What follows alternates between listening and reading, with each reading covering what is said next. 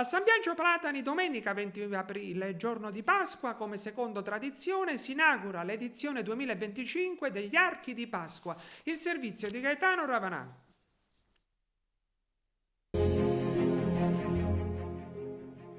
Pasqua per San Biagio Platani equivale agli archi di pane. Come un perfetto orologio svizzero, domenica 20 aprile, giorno di Pasqua, si inaugurano gli archi realizzati dalle due confraternite, Madunnara e Signorala.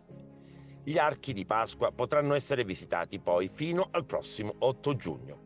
Come ogni anno nella cittadina agrigentina l'attesa è notevole. Mani pazienti e cuori ostinati lavorano in silenzio ormai da mesi.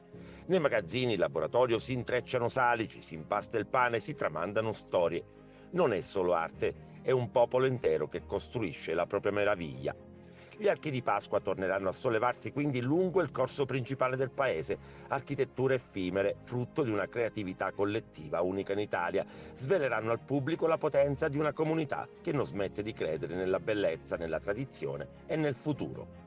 E ricordiamo sempre, dice il sindaco Salvatore Di Bernardo, nessuno potrà mai copiare ciò che facciamo da oltre 500 anni, perché tradizione significa identità, memoria, orgoglio e appartenenza. E ciò, conclude Di Bernardo, che siamo ed è la nostra anima.